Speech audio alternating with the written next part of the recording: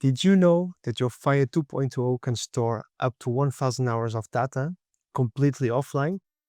Yeah, I will teach you how. Open the Train.Red app and start a new session. Begin your training, no need to check the app, just focus on your performance.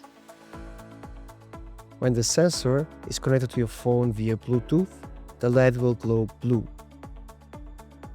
As soon as Bluetooth is connected, for example, you walk away from the phone, the LED turns purple. That means that the sensor is now measuring in offline mode.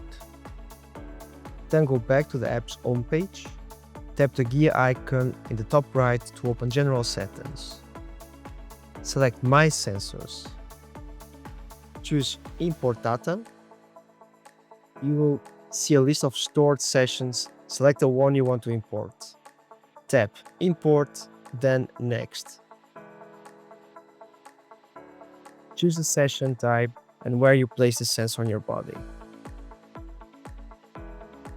Click Start. Once the import is complete, go back to the home page. Your session will be now listed, just tap to open and review the data. And that's it. Offline measurement with FYER 2.0 is simple, powerful, and lets you train with total freedom.